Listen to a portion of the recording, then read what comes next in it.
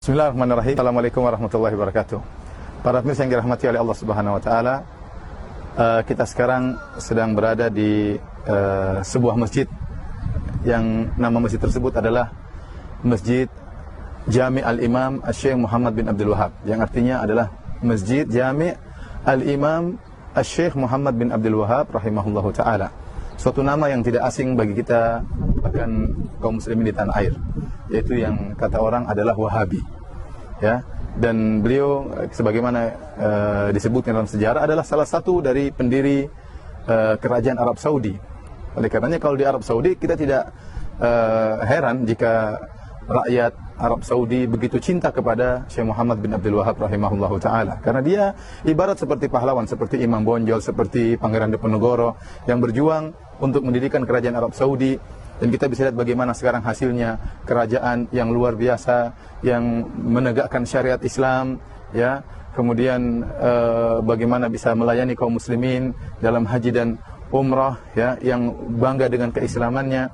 Namun tentunya tidak luput dari kekurangan-kekurangan dan kesalahan-kesalahan, tetapi secara umum kerajaan Arab Saudi adalah kerajaan yang paling maju dalam menerapkan syariat Islam. Yang antiknya, masjid ini yang sedang pemirsa lihat bukan di Arab Saudi. Saya sekarang sedang berada di kota Doha, di negara Qatar, ibu kota negara Qatar, ya. Dan ternyata masjid ini, Masjid Syekh Muhammad bin Abdul Wahab rahimahullahu taala, adalah masjid negaranya Qatar, masjid kebanggaannya orang-orang Qatar, diresmikan oleh Raja Qatar.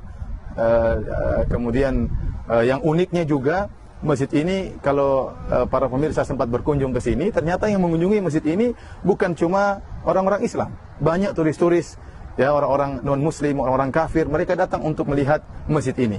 Namun jika wanita datang ingin masuk masjid, maka disediakan jilbab untuk dipakai oleh mereka, dan jika mereka hendak masuk melihat masjid maka dipersilahkan. Ya, ternyata nama Syekh Muhammad bin Abdul Wahab rahimahullahu taala bukan cuma harum di kerajaan Arab Saudi, tapi juga ternyata harum di negara Qatar, negara yang lain. Kenapa? Karena tentunya tatkala mereka membangun masjid dengan nama Syekh Abdul Wahab rahimahullahu taala, menunjukkan mereka merasa Syekh tersebut punya jasa, ya. Syekh tersebut punya jasa terhadap negara yang lain selain negara Arab Saudi.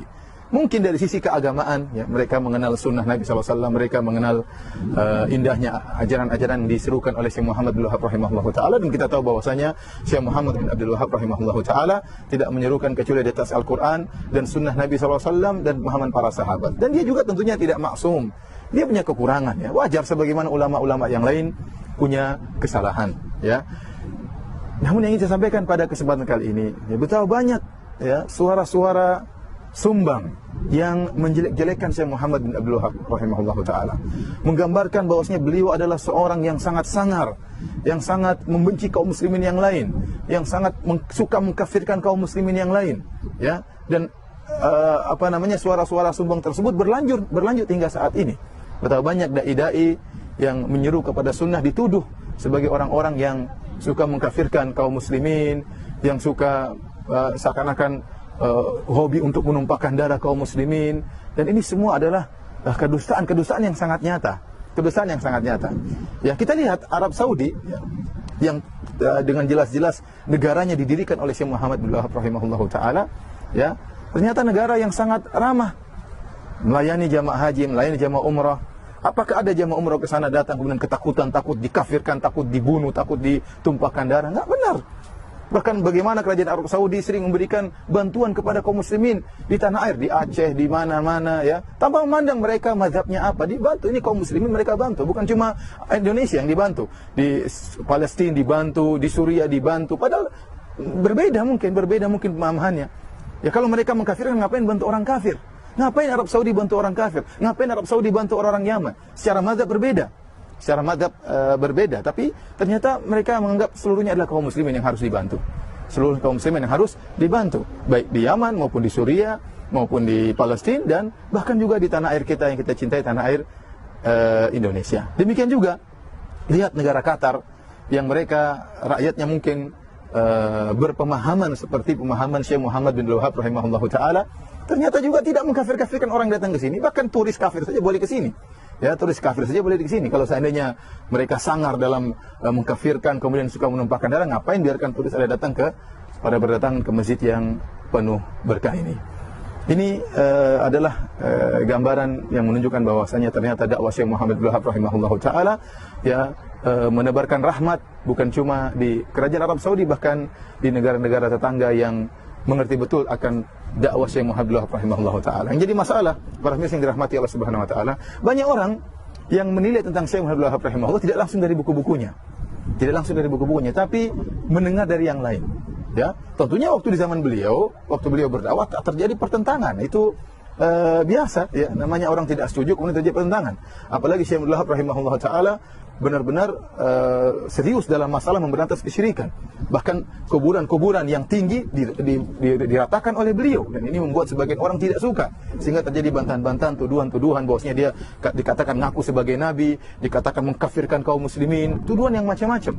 Ya, oleh karena seorang terkadang mencela syekh tersebut dan tidak tahu tentang hakikat dakwah beliau. Kenapa hanya menukil dari orang lain? Ya, kalaupun dia membaca buku Syekh Abdul Wahab rahimahullah taala, dia hanya membaca dari sebagian, tidak membaca dari seluruhnya. Alhamdulillah sekarang sudah ditulis disertasi dan tesis mengenai dakwah beliau, bagaimana dakwah beliau yang sesungguhnya yang menyeru kepada Al-Qur'an dan sunnah Nabi sallallahu alaihi wasallam. Ini sedikit dari tuduhan dari suara-suara sumbang yang menuduh yang tidak kepada Syekh Muhammad Abdul Wahab rahimahullah taala. Ada tuduhan-tuduhan lain yang juga sering kita dengar, misalnya dikatakan Syekh Muhammad Abdul Wahab rahimahullah taala membenci Ahlul Bait. Padahal tidak benar. Padahal anak-anaknya rata-rata kalau tidak salah 6 orang semuanya dinamakan dengan nama-nama Ahlul Bait, ya.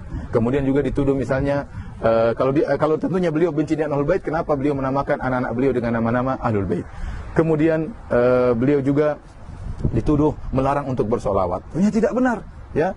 Beliau sering bersolawat, demikian juga kita yang pelajari buku beliau sering bersolawat kepada Nabi sallallahu alaihi wasallam. Mungkin yang dilarang oleh beliau adalah solawat yang maknanya tidak beres atau mengandung makna-makna yang kurang pas, sehingga beliau larang, atau mengandung makna-makna kesyirikan, karena sebagian salawat-salawat dibuat-buat oleh orang terkadang maknanya bermasalah. Adapun salawat yang benar, kita sering bersalawat, saya juga sering bersalawat. Kemudian tuduhan yang lain, beliau dituduh melarang orang untuk berziarah kubur, padahal tidak benar. Yang dilarang oleh beliau berziarah kubur kalau ziarah kubur tersebut minta kepada penghuni kubur, minta kepada mayat, itu yang dilarang oleh beliau.